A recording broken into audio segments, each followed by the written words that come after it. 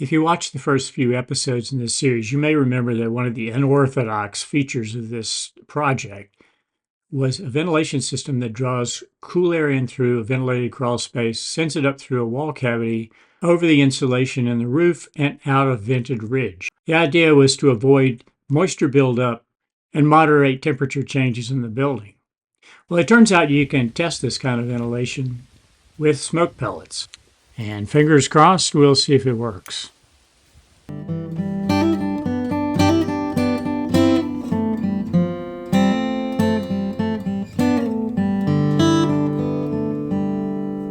Welcome back to my channel in this series about building a small stone studio. The masonry is done, stone walls are built, and I've worn out lots of gloves and a pair of boots, which I replaced with the same type. The next step is to clean the stone with this compound that dissolves unwanted mortar. You spray it on, let it soak in, and then spray it again.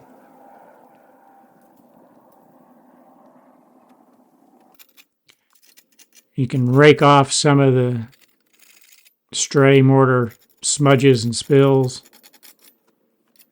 I'm using a garden hoe for that.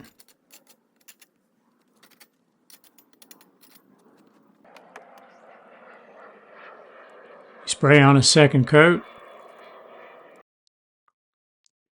And I'm using a little portable pressure washer. It's not nearly as powerful as the bigger models, of course, but it's really handy in a situation like this where I don't have access to a lot of power and water, and I don't need a lot of force to rinse this wall.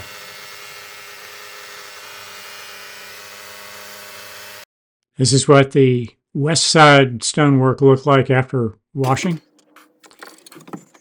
And then I decided that I needed to smooth out the little trench between the masonry wall and the wooden wall. So I laid some mortar in there and then smoothed it down on a slight slope so that it would drain. And I'm using cheap irrigation equipment as a bleeder valve to let any water that gets trapped in the wall cavity out. You may also remember that I needed a wooden header over the door, and I decided to hew one from an eastern red cedar tree. And we have a bunch of these on the site.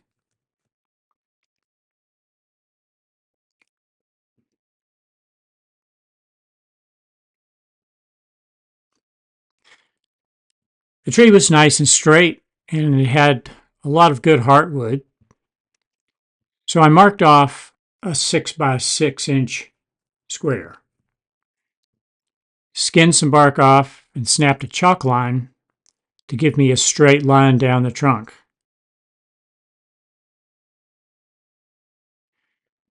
And then, as I've learned from watching YouTube videos, you cut wedges out of the side of the log you went to chip and then chip them out with a broad axe. The experts know to use a different kind of axe for doing the initial chipping, but I didn't want to buy two axes, so I just used the broad axe for that, and it worked fine. Now, I'm no pro at this, and all I know I've learned from watching skilled people on YouTube videos doing this, and it's a lot of work, but it's also satisfying. I'm not going to show a lot of detail about hewing this log, and that applies to everything from here on out, because this video series was mostly about stone masonry, and that part is done. Now, I don't know how long it takes somebody with skills, but it took me a couple of hours to get to this stage, and another hour or so to finish it off. And this was the result. Next, I tried the beam to see if it would fit.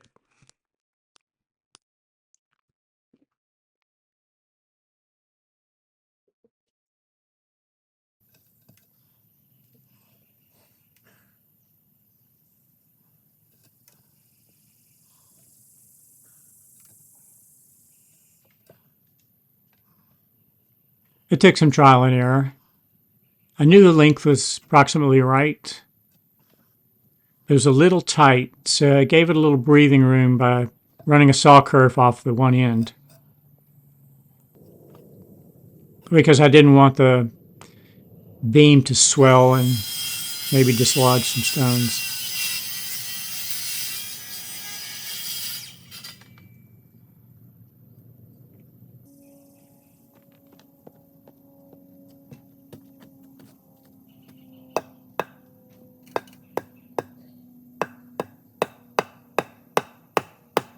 This is what you call fine-tuning with a sledgehammer. And in the end, the beam fit pretty well, and I caulked it into place. In one of my previous videos, I talked about these pressure-treated floor joists and how I wanted them to dry for a while before I fine-tuned them. And that's what I'm doing here. I'm using a hand planer, battery-powered, to make sure the joists are level with one another or close to it. And this system works pretty well. I just slide the level along to make sure that I'm not hitting the next joist. There's no gap.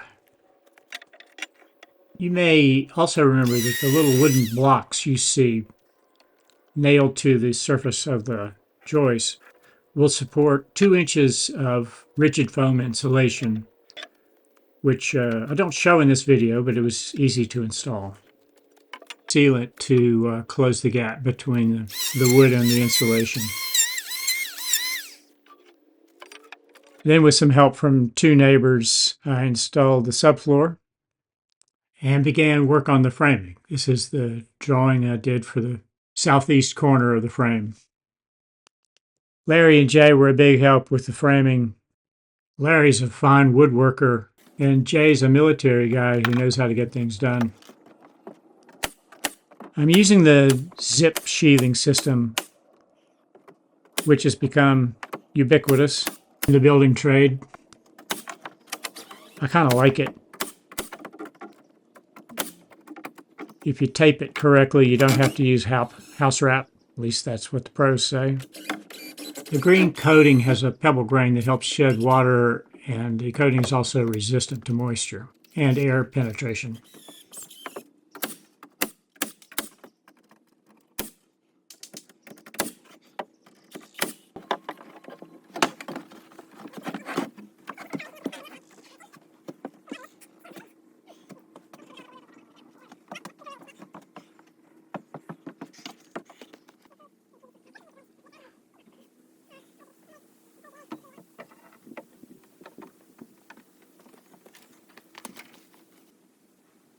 In this shot, you may be able to see that there's about 4 inches of sheathing sticking up above the top plate on the end wall.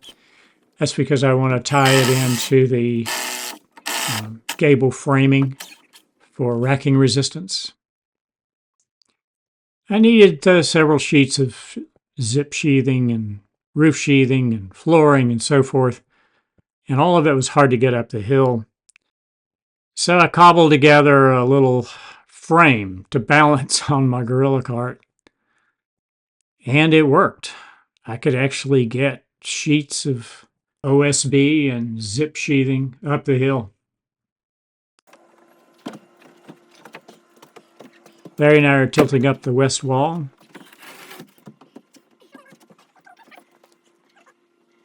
Interior wall.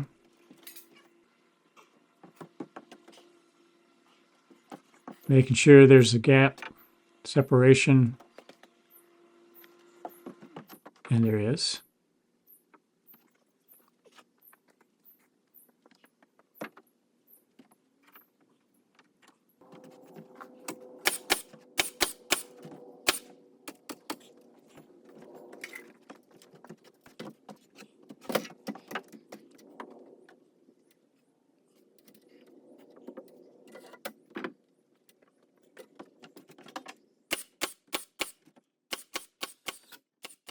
Now, the zip sheathing system requires the use of tape, so you tape every joint and then roll it out with a zip roller. Next up was the roof system, and this is how I had drawn the structure. One of the first questions is, am I using a ridge beam or a ridge board? There's a difference. And I'm no engineer, but I found some information online and did some calculations and came up with the answer, and I'm using a ridge board, which means that the peak gets its strength from the rafters in the opposing pressure of those rafters against the ridge board. So the board itself doesn't carry the weight, and the load is distributed down the rafters to the walls.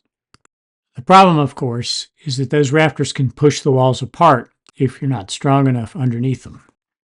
So you have to prevent what's called racking, and I tried to do this in several ways.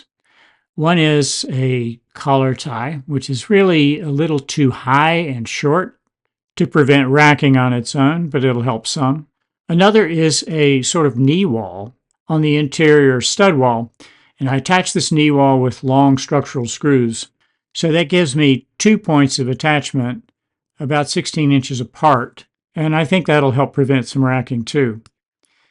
And finally, I'm making sure the sheathing overlaps the gable end wall frame, and that will add some stiffness. And actually, the ridge board is a southern yellow pine 2x8, which honestly, in a very small building like this, is probably sufficient to be a beam, but the engineering calculations don't quite get it there. With all these precautions, I'm not worried about a sway-back roof, especially considering that the racking would have to push apart foot-thick masonry walls reinforced with rebar.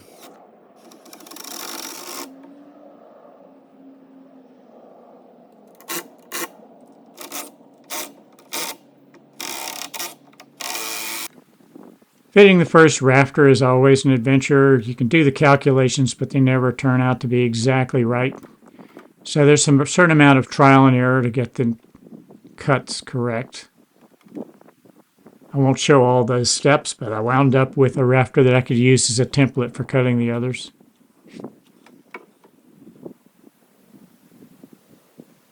Again, these are southern yellow pine. They're 2x6s. Plenty stout for this very short span. I could have used 2x4s, but I wanted room for some insulation in the roof. Now, people who know about construction will be looking at these seams in the zip system and wondering what in the world I'm doing with stud spacing. I am using studs 16 inches on center, but I started from either side, and that wound up conserving materials, and that was a priority for me.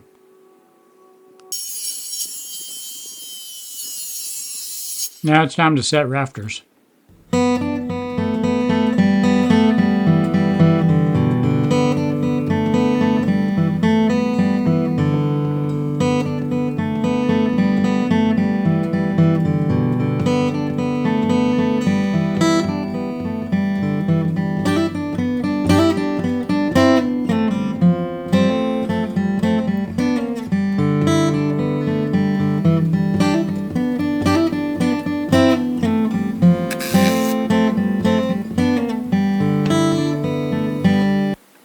I use structural screws to attach the rafters just to be on the safe side.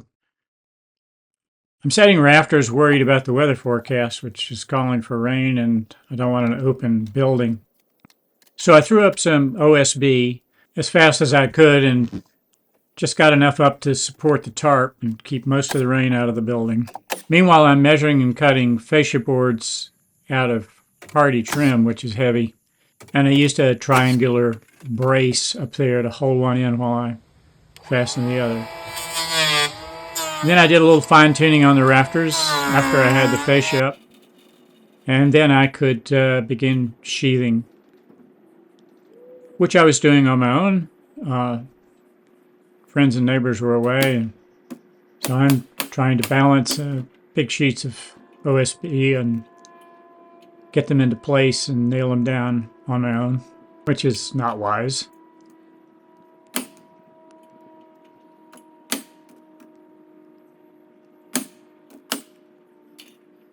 Let's take a quick scan of the framing inside on a rainy day. One gable end is framed.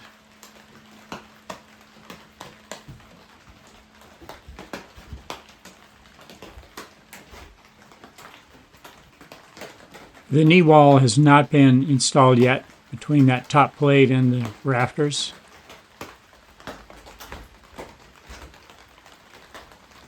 On the south side, I want an octagonal window, so I did some study about how to plan that. And I created a little header for it that fit into the ridge board. and then framed it in. Having drawn it up on paper and doing the calculations made it easy to frame. What I'm doing here is using spacer blocks to create a little bit of an overhang on the south side. I can't afford much because I don't want to exceed the 12-foot building length maximum. And now with the fascia, sheathing, and drip edge installed, I can lay out some underlayment for the roof. And here I went with overkill, definitely. I'm using a product called Storm Guard, which is designed for buildings in hurricane-prone areas. It uses an adhesive to fasten down a relatively heavy barrier against ice and wind and rain. But a roll the size I needed was about the same price as the minimum size roll for regular lightweight underlayment, which is only sold in 1,000 square foot rolls, at least around here it is. So I spent the same amount of money and got much better protection. This would have been an easier installation if I'd had some help, but as it was, I was trying to unroll the stuff, get it stuck down, and pull away the backing sheet that prevents it from sticking to itself in the roll. You have to strip it away from underneath as you unroll the material. But I got it done and I liked the result. First of all, I was ready for shingles, and I had some help from my wife.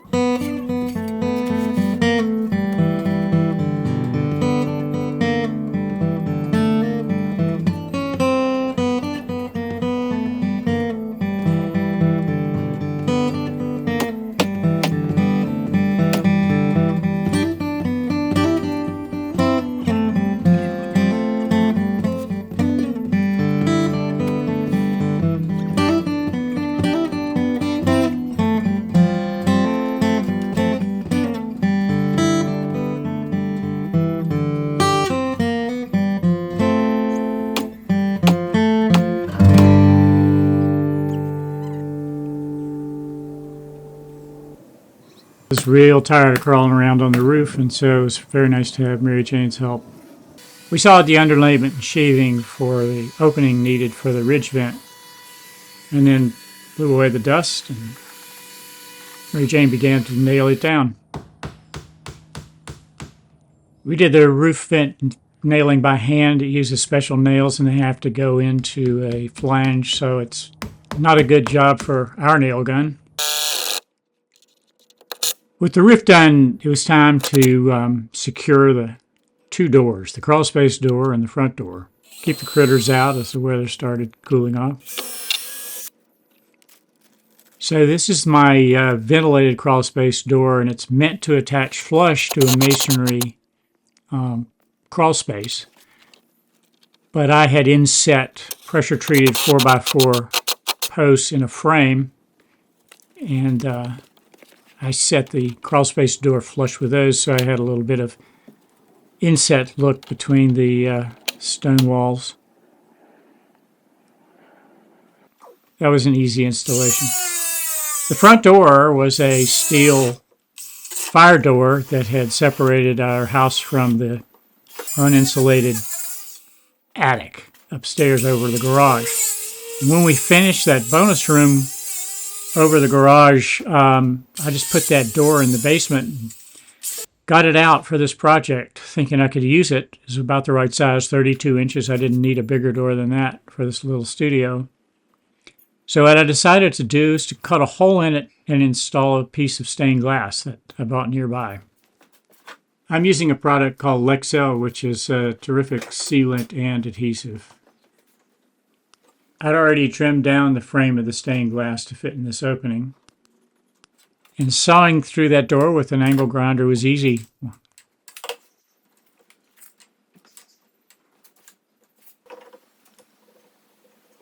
I just let the sealant set up, and then I trimmed it out on the other side and painted and installed the door.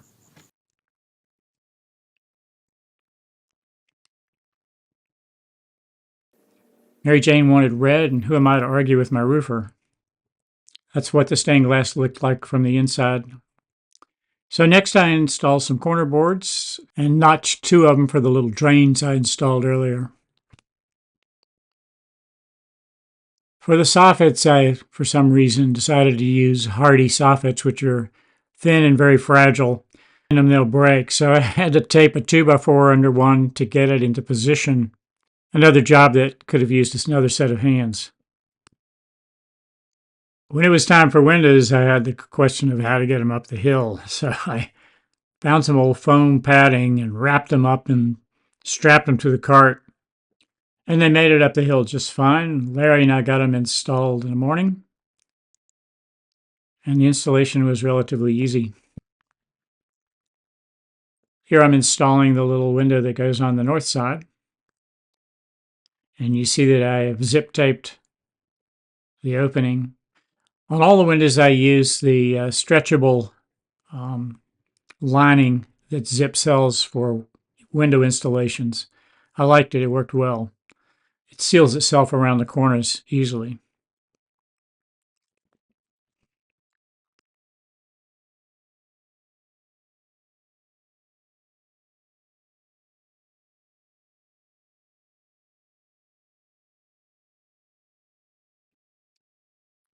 So you apply the tape across the window fins and roll it down, saving the top for last so that it overlaps the 2 legs of the system.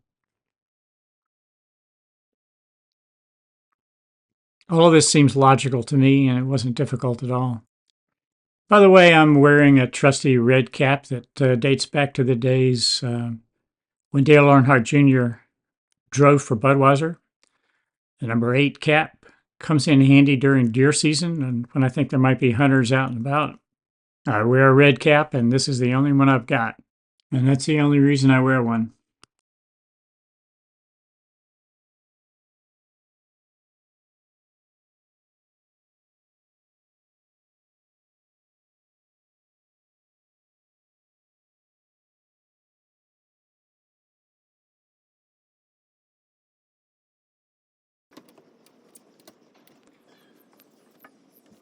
So here I'm using that gasket, stretchable gasket that the Zip system provides for window installations. And it worked really well in this octagon because I could wrap it all the way around all those little curves, corners, and it fit like a glove.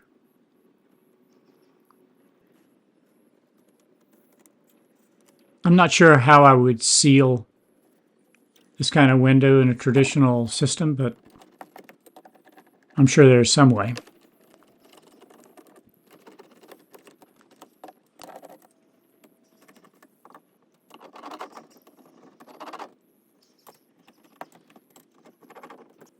Once I got the zip flashing installed, I ran a bead of caulk around the perimeter and set the window in, and it fit.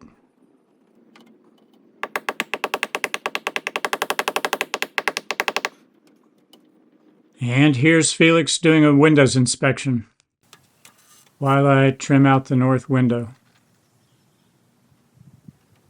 I'm using PVC for window trim and water boards. You can see one at the bottom of this with the drip cap on top.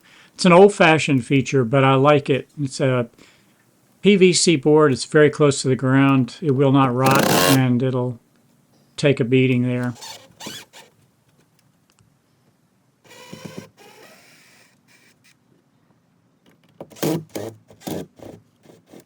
So here's the finished trim with a mix of hardy elements and PVC. Using PVC where I'm worried about weathering that you get when you don't have wide overhangs.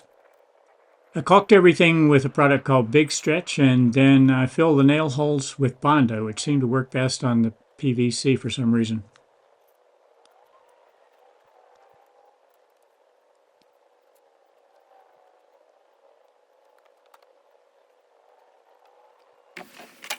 Chose to use hardy plank siding mainly because I have it on my house, which in the 17 years that I've owned it has not had a single problem with it. It holds paint really well, and I'm using it on the studio. I'm not a purist when it comes to traditional building. I like building with stone in traditional ways. I only respect old building tradition. I also like taking advantage of modern materials and technologies.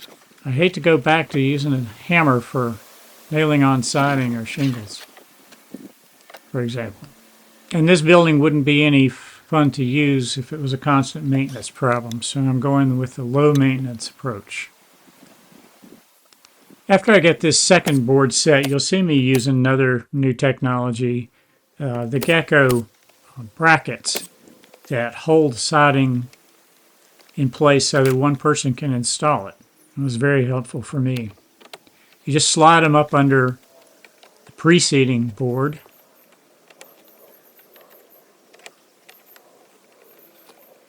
I'm still getting used to it at this point, my first time use. You get it set and clamp it down, and then it lets the next board ride into place, perfectly spaced from the other one. And by the way, I'm using a 1/8 inch gap for caulk at each end. Now I've been cautioned to use a level as I go up with these Gecko supports to make sure they don't let me go out of true. Throughout the job, I never once found that the Geckos let me stray from level. Probably because I don't have any butt joints. The building is so small that I didn't have to cut butt joints, and I guess you could introduce some slope if you used butt joints.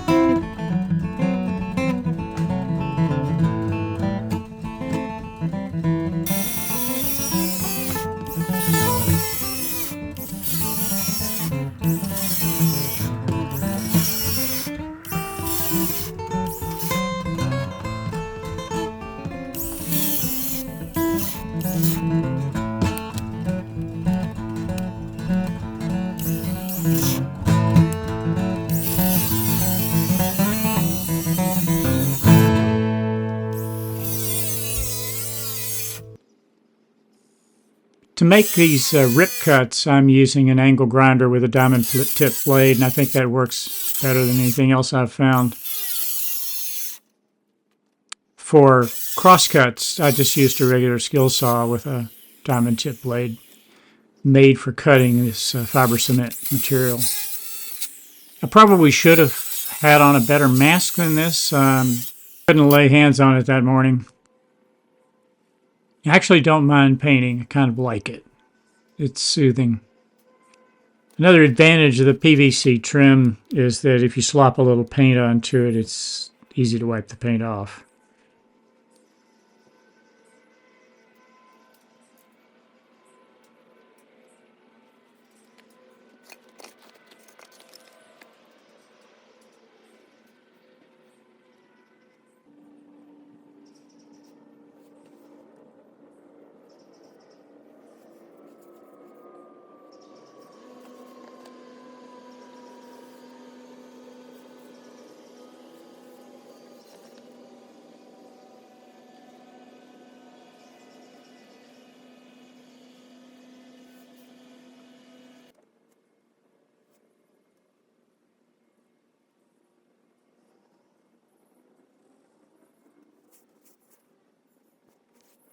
So now the exterior is painted and complete. And we're about to wrap this video up and save one more for the interior. But first I have to answer the question that I asked at the very beginning of this video. Does the ventilation system work? It was a key part of the design, and if it doesn't work, then I failed. So the way I'm testing it is with these little smoke pellets to set on fire, and I'm just using a shovel to stick them into the crawl space.